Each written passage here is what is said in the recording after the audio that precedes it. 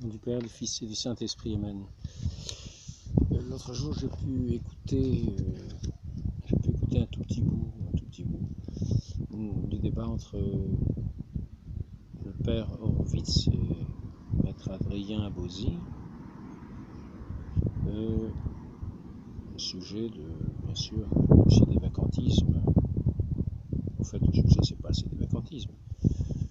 Le sujet, c'est une attaque en règle du fondement de l'Église par Maître Adrien Abozy. Fondement dans la foi, bien sûr, car s'attaquer au magistère vivant de l'Église, c'est bien sûr s'attaquer au fondement de l'Église instituée par notre Seigneur pour la démolir. Si vous enlevez le fondement de l'Église, le fondement est en dessous, c'est la pierre, le fondement qui est en dessous, et notre Seigneur a bâti son Église au-dessus. Si vous attaquez le fondement en disant qu'il n'y en a plus, il n'y a plus d'église bâtie dessus le fondement. Donc il n'y a plus d'église. Parce que l'église, tu es pierre, sur cette pierre je bâtirai mon église. Donc il y a ce fondement, ce magistère vivant donné de Dieu. Ce magistère vivant institué par notre Seigneur Jésus-Christ, comme le dit Léon XIII dans Satis Cognitum, qui est perpétuel. Donc j'ai écouté un petit peu ce débat, qui n'a d'ailleurs pas lieu d'être, parce qu'en fait on attaque un point, attaquer le fondement, c'est attaquer un point de la foi, du credo. Attaquer un point de la foi du credo. Celui qui attaque un point de la foi du credo avoue qu'il n'est pas catholique, parce que c'est ce credo qui fait que nous sommes catholiques. C'est par ce credo que nous reconnaissons que nous sommes catholiques. Tous les autres articles font partie de ce dépôt de la foi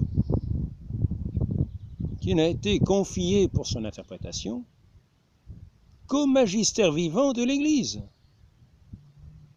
qui est le corps enseignant donné de Dieu, institué par Jésus-Christ pour enseigner dans le monde entier, pour enseigner aussi les fidèles, aller par toutes les nations. C'est à ce corps enseignant qu'il est dit cela, et à tous ceux qui sont en lien avec lui, qui agissent avec lui. Et que l'Église, c'est-à-dire ce magistère vivant, cette autorité de l'Église, Pierre, alors je répète ce que c'est le magistère vivant, c'est-à-dire Pierre et ses successeurs, le siège de Rome, et tous ceux nommés par ses successeurs de Saint-Pierre, nommés, tous les évêques nommés par le successeur de Saint-Pierre, nommés par le pape.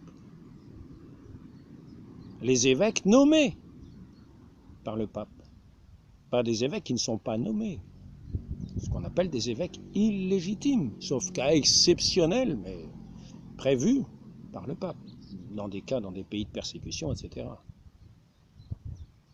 Cela n'a rien à voir. Il ne faut pas parler de, comment dire, pour trouver excuse, il ne faut pas parler d'un magistère de suppléance. Il ne faut pas parler de magistère de suppléance.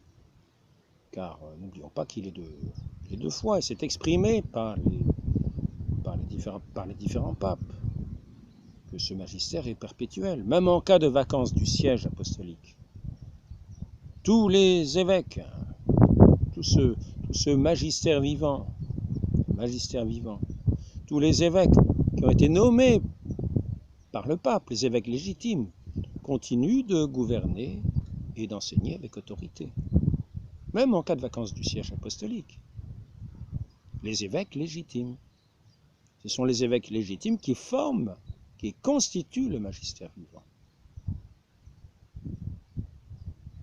Et le magistère vivant de l'Église visible est visible comme le corps. La tête est visible comme le corps.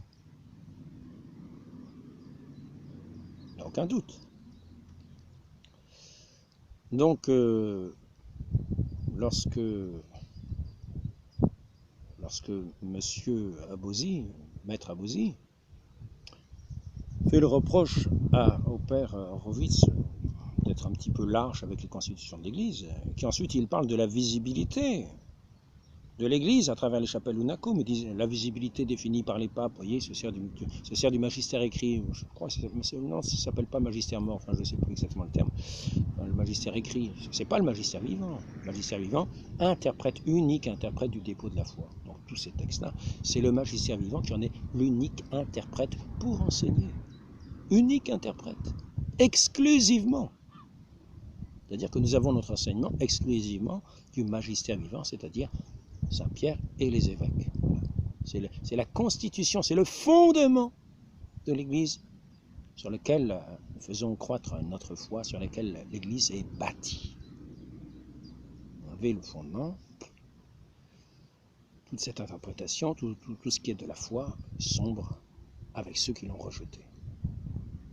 Non unacum, avec le fondement, c'est la chute dans la foi. C'est déjà la négation de cet article sur l'Église. Cet article de foi, 9e, je crois en l'Église, une sainte catholique apostolique. Fondée de notre Seigneur, c'est-à-dire qu'on ne croit pas, on s'attaque directement à la foi de notre Seigneur, qui a fondé son Église. On ne croit pas à la parole de notre Seigneur. Il dit, jusqu'à la consommation des siècles, les portes de l'enfer ne prévaudront pas. Donc, pour montrer que l'autre jour, parler de la visibilité de l'Église non unacum. Alors, petite précision, quand on dit non unacum, on avoue qu'on n'a pas de magistère.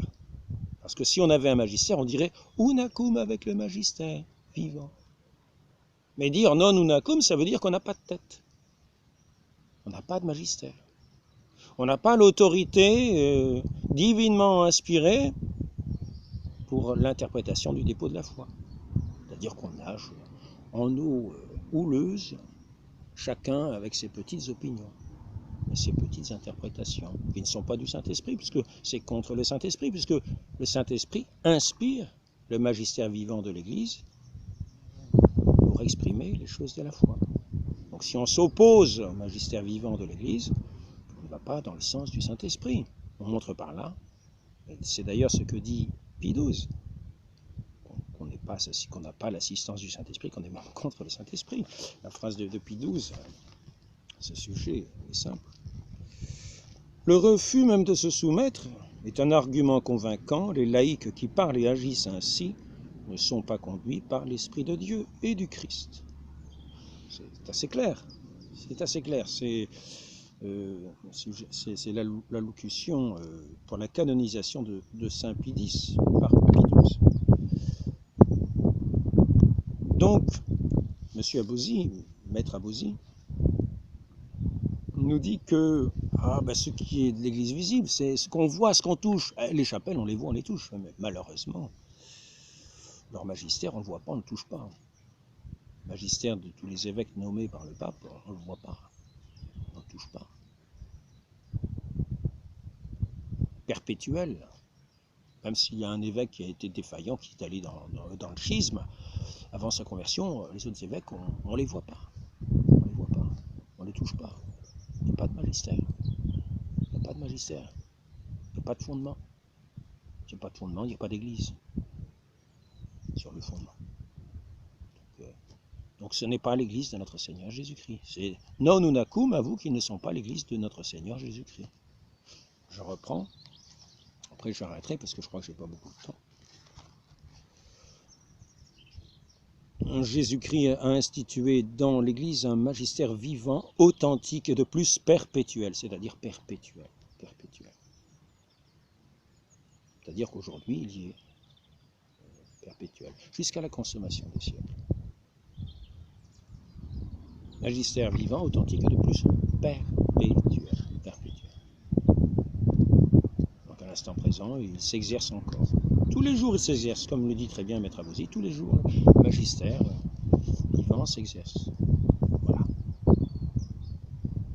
Le jour, il exerce sa charge. Tous les jours, le Saint-Esprit lui donne l'émotion pour enseigner, pour ne pas tomber dans les erreurs, pour enseigner la vérité sans défaillance, parce que c'est la vérité qui nous rend libres, c'est la vérité. Le salut, nous dit le catéchisme Jean-Paul II, est dans la vérité, c'est-à-dire dans le Christ, qui est la vérité pleine et entière à laquelle nous conduit le Saint-Esprit, qui nous fait reconnaître notre Seigneur, nous conduisant à lui, jusqu'à lui. Même si nous ne le connaissons pas, le Saint-Esprit va conduire les bonnes volontés jusqu'à la pleine connaissance qui est notre Seigneur Jésus-Christ dans sa divine providence, toute puissante. N'en doutons pas. Donc, il ne s'agit pas de dire nous voyons les chapelles, donc notre Église est visible. L'Église est visible, non. Ce n'est pas suffisant. Il ne s'agit pas de voir simplement les chapelles, il faut voir le magistère de ces chapelles. Oui, le magistère vivant. Et il est invisible. Ils vont dire c'est un magistère de suppléance. Comme il n'y a plus, nous avons un magistère de suppléance. Justement, là est le problème. Il n'y a pas de suppléance. Parce que à quoi supplée-t-on? À quoi est-ce qu'on supplée? Je vous laisse 30 secondes pour réfléchir. À quoi est-ce qu'on supplée? Bon, le temps est passé. On supplée à un défaut, c'est-à-dire à un manque. Or, il n'y a pas de manque. Ce magistère est perpétuel. Il n'y a pas de manque. Comprenons-le bien. C'est donc la foi de l'Église, le fondement inébranlable, perpétuel sur lequel est bâtie l'Église, qui est seul dépositaire du dépôt de la foi pour l'interprétation. Donc ceux qui veulent parler, qui sont comme ça, même les théologiens, les fidèles, ils veulent aller contre ce magistère pour interpréter les dépôts de la foi, mais ils ne sont pas habilités à cela. Ils vont contre le fondement en faisant ceci. Ils vont contre la foi en faisant ceci. Ils montrent qu'ils n'ont pas foi dans cette fondation, dans ce fondement de l'Église. Dans l'Église, dans le Christ. Le Christ a institué. C'est le Christ qui a institué son Église. Par sa parole éternelle. Les paroles ne passeront pas. Ne pas croire en Dieu, en la toute-puissance divine, dans sa providence. Imaginez que quelques sectes vont mettre à terre l'action toute-puissante de Dieu qui soutient son Église, qui est le fondement lui-même. C'est Dieu lui-même le fondement de l'Église.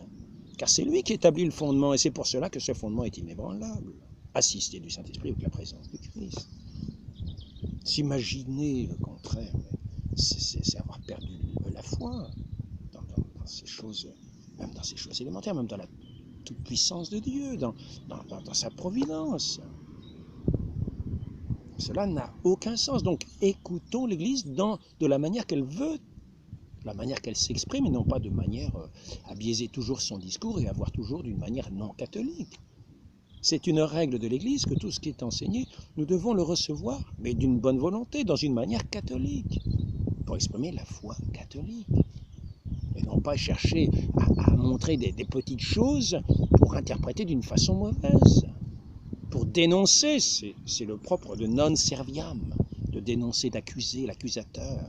Non serviam, non unacum, nous ne sommes pas en lien, nous ne sommes pas unis, nous sommes non serviam. Voilà, unacum. Ils ont perdu la tête. Ils ont perdu la tête, le corps a perdu la tête. Et ils se promènent, non serviam. Ben oui, c'est vrai.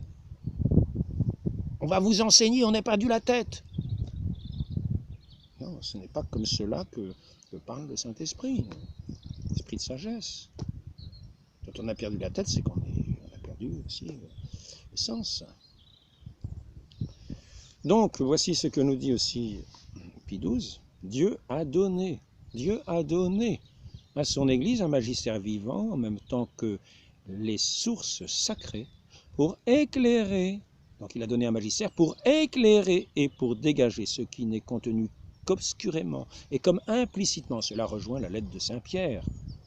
Quand il parle de Saint Paul, il dit il y a des passages obscurs que les esprits, que certains mauvais esprits tordent.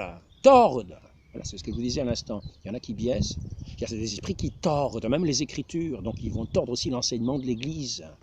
Les Écritures inspirées du Saint-Esprit, les enseignements de l'Église qui suivent, qui est la servante des vérités divines, de foi divine. Les vérités de foi catholique expriment, développent les vérités de foi divine. L'Église est la servante des vérités de foi divine. C'est le même Esprit Saint qui souffle. Même Esprit qui nous conduit au Christ, qui est le cœur de la révélation. Il est l'image parfaite du Père. Le resplendissement. Le Saint-Esprit nous conduit au Christ, qui nous conduit au Père. Nul ne va au Père sans passer par le Christ. Et le Christ, le corps du Christ, c'est son Église. Nous sommes unis à lui comme sur la vigne. Nous ne coupons pas de la vigne. Ne disons pas non, nous nacum, je ne suis pas avec. Non serviam. Non serviam. Non, évitons ça. Excusez-moi. Donc, Dieu a donné à son Église un magistère vivant en même temps que les sources sacrées pour éclairer et pour dégager ce qui n'est contenu qu'obscurément et comme implicitement dans le dépôt de la foi. Alors on va nous sortir toutes sortes de petites phrases ici ou là, ici ou là, ici ou là, pour dire voyez, c'est en contradiction. Ces mêmes gens sont prêts à accepter des contradictions que pour ma part, je n'accepte pas. Parce que les textes s'éclairent les uns les autres. Il faut avoir la compréhension. Il faut avoir l'enseignement de notre Seigneur Jésus-Christ qui est vraiment, qui exprime les vérités de foi divine. Il est la vérité, le chemin, la vie. C'est lui. Il exprime par excellence les vérités de foi divine de laquelle l'Église se dit la servante. Je peux peut-être le répéter encore une fois si vous voulez. Je peux le dire. Je peux le dire, vérité de foi divine. Cependant, ajoute, c'est à Vatican II que l'on dit ça, ce magistère n'est pas au-dessus de la parole de Dieu, donc la vérité de foi divine, il la sert n'enseignant que ce qui a été transmis, puisque en vertu de l'ordre divin et de l'assistance du Saint-Esprit, oui, bien sûr, le Saint-Esprit est le principal protagoniste de tout le mouvement de l'Église. Le Saint-Esprit, fini, il n'y a plus d'église. Donc, vertu de l'ordre divin et de l'assistance du Saint-Esprit, il écoute pieusement ces vérités de foi divine, c'est-à-dire cette parole de Dieu, il écoute pieusement, la garde religieusement, l'explique fidèlement. Il interprète comme c'est sa charge, il interprète. Il est le seul habilité pour interpréter ce dépôt de la foi. Et ensuite, à nous en donner l'enseignement par l'assistance du Saint-Esprit, qui était envoyé à son Église Pentecôte, pour, justement, que ce magistère, c'est-à-dire à l'époque les apôtres, la tête duquel était Saint Pierre, accomplissent leur mission. Ceux qui n'étaient pas les apôtres écoutaient les apôtres. Et les apôtres imposaient les mains pour envoyer en mission. Tous ceux qui étaient envoyés en mission étaient en lien avec les apôtres. Donc il y a les légitimes et ceux qui ne sont pas légitimes. Légitimes, l'unique magistère, ce sont les évêques nommés par le pape, sauf exception de cas particuliers, mais prévus par le pape. Donc, je reviens à la parole de Pie XII. Dieu a donné à son Église un magistère vivant en même temps que les sources sacrées. Écoutons bien, parce que c'est deux fois. C'est deux fois, c'est la Constitution. Il exprime ce qu'est la Constitution de l'Église. Pour éclairer et pour dégager ce qui n'est contenu qu'obscurément et comme implicitement dans le dépôt de la foi. Et ce dépôt, ce n'est ni à chaque fidèle, ni même aux théologiens que le Christ l'a confié pour en assurer l'interprétation authentique. Donc, si ce n'est pas à ces gens-là, écoutons ceux à qui le Christ a confié, non pas les autres. Non, nous n'accoum, c'est moi qui parle. Non, et non. Donc, c'est aller contre la foi. C'est ne pas croire en l'Église, c'est rejeter la foi. Bon, quand on en est là, arrêtons de dire que nous sommes catholiques. Nous n'avons pas la foi catholique. Ce dépôt, ce n'est ni à chaque fidèle, ni même aux théologiens que le Christ l'a confié pour en assurer l'interprétation authentique, mais au seul magistère de l'Église, par voie extraordinaire, par la voie ordinaire ou par la voie extraordinaire, ou mani generis. Pie XII, 1950, c'est pas la peine d'aller beaucoup plus loin. Pas la peine d'aller beaucoup plus loin.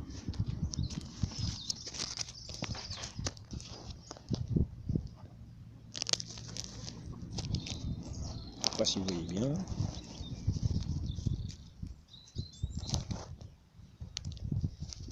La providence, il ne faut pas oublier la providence. Hein. Providence qui guide. Et la providence. N'oublions jamais la toute-puissance de Dieu qui mène toutes choses dans sa providence. Et chacun, non serviam, non unacum, non serviam. Voilà. Où va-t-on? Dans les opinions propres, les vagues tumultueuses des opinions propres, loin de l'union fidèle à la foi au Christ. Nous sommes livrés à nous-mêmes. Voilà. Dans le chaos qui est le magistère invisible de toute cette confrérie, non unacum, magistère invisible en dessous, au milieu des flammes.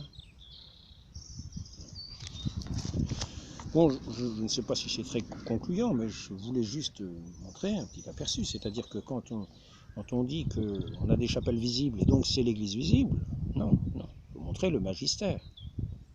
Et c'est pas un magistère de suppléance, parce qu'on supplée à quoi? On supplée à un défaut. Or, il n'y a pas de défaut. Ce magistère vivant de l'Église, donné par notre Dieu, institué par notre Seigneur Jésus-Christ, est perpétuel. Voilà. Et l'Église est donc bâtie sur un fondement solide et inébranlable, et les portes de l'enfer, non serviam, non unacum, ne prévaudront pas contre elle.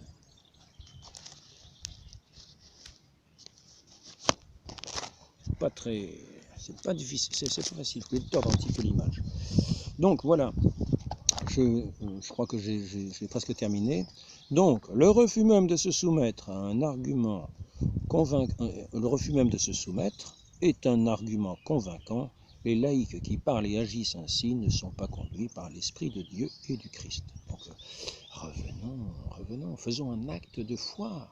Faisons un acte de foi, mon Dieu, je crois fermement toutes les vérités que l'Église nous enseigne, parce que c'est vous qui lui avez révélé, et que vous ne pouvez ni nous tromper, ni vous tromper, ni nous tromper. Ainsi soit-il. Dans cette grâce de cet acte de foi, faisons acte de foi. Revenir dans la paix de l'esprit. Entrons dans la prière. Mais véritablement, dans la mouvance du Saint-Esprit qui est dans son Église. Il y a des bonnes volontés qui sont encore en train de chercher, ben, très bien, mais que ces bonnes volontés sachent écouter et reconnaître. C'est cet article de foi qui est le fondement de l'Église. Et nul ne pourra mettre un autre fondement. Il n'y en a pas d'autre. Il est perpétuel jusqu'à la consommation des siècles. Comme le dit notre passage, Léon XIII, non seulement perpétuel, mais de la même manière qu'il a été fondé, dans la même forme. Pas les formes comme ça, accidentelles, le vêtement, les choses. Non, pas en français, en latin, en italien, en chinois. Non.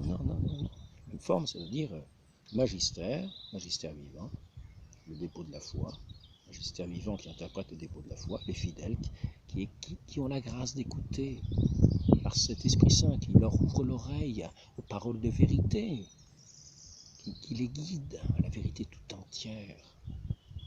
Mais dans cet enseignement plein, dans cet enseignement entier, l'Église subsistine, elle subsiste, c'est-à-dire elle demeure entière dans l'Église catholique. On pourrait se dire, oh, d'accord, il y a des quantités de... Non, l'Église, telle que l'a voulu notre Seigneur Jésus-Christ, est entière dans l'Église catholique. Elle subsiste entière dans l'Église catholique. C'est ce qu'enseigne le catéchisme. Donc, écoutons bien cela, et ainsi l'enseignement de l'Église est est annoncé, mais sachons l'écouter, sachons ne pas biaiser. Sachons ne pas biaiser, sachons ne pas mal interpréter aussi ce que l'Église nous dit. Sachons, ne nous laissons pas berner par des fausses interprétations que disent tel ou tel pasteur qui se sentent à l'intérieur et qui ont des idées un petit peu peut-être faussées. Il n'y a pas de salut comme cela universel. Ce n'est pas ce que l'Église enseigne.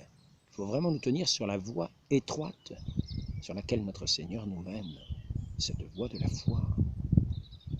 Alors je tiens à dire, par exemple dans ce catéchisme, j'ai noté, ce sera le dernier point, ici, le dernier point, un très bel article de ce catéchisme, c'est le numéro 683. Nul ne peut appeler Jésus Seigneur sinon dans le Saint-Esprit. C'est le catéchisme de Jean-Paul II qui nous dit cela. Mais c'est l'écriture, mais c'est la réalité, c'est le fait. Le fait, l'Esprit de Dieu. L'Esprit de Dieu connaît les profondeurs de Dieu.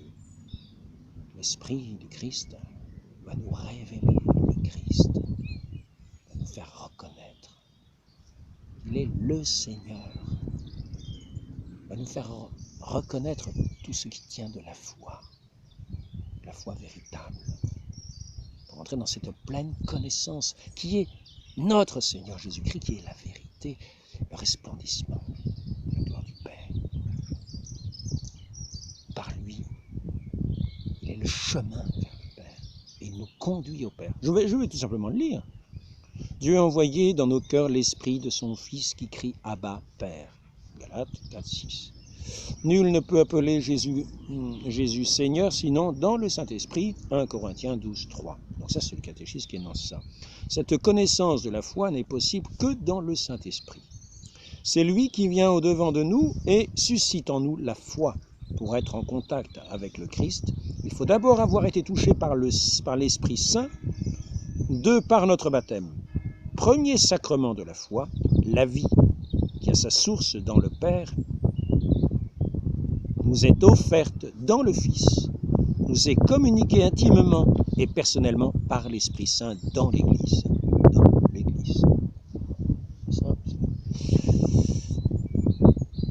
Le baptême nous accorde la grâce de la nouvelle naissance en Dieu, le Père, par le moyen de son Fils, dans le Saint-Esprit.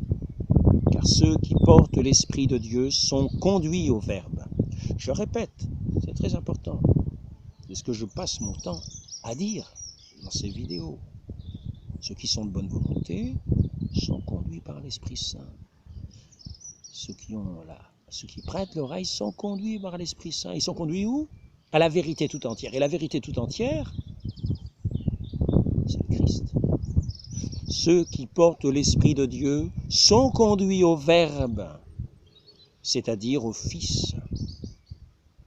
Je rajoute entre parenthèses la vérité tout entière. Il n'y a rien à rajouter, il est la vérité. Mais le Fils les présente au Père, et le Père leur procure l'incorruptibilité. Donc, sans l'Esprit, il n'est pas possible de voir le Fils de Dieu. Donc, ne rejetons pas les mouvements, les inspirations, les mouvements du Saint-Esprit. Suivons ses inspirations. Soyons attentifs, ayons une oreille qui écoute. Sans le Saint-Esprit, il n'est pas possible de voir le Fils de Dieu, et sans le Fils, personne ne peut approcher du Père, car la connaissance du Père, c'est le Fils, et la connaissance du Fils de Dieu se fait par l'Esprit Saint. Et là, c'est en fait une citation de saint Irénée, citée dans ce catéchisme, CEC 683, catéchisme de l'Église catholique, Jean-Paul II donc, numéro 683, n'est-ce pas beau? Lorsque nous croyons en Jésus-Christ, communions à ses mystères et gardons ses commandements, le Sauveur lui-même vient aimer en nous le Père et ses frères, notre Père et nos frères. Sa personne devient, grâce à l'Esprit, la règle vivante et intérieure de notre agir.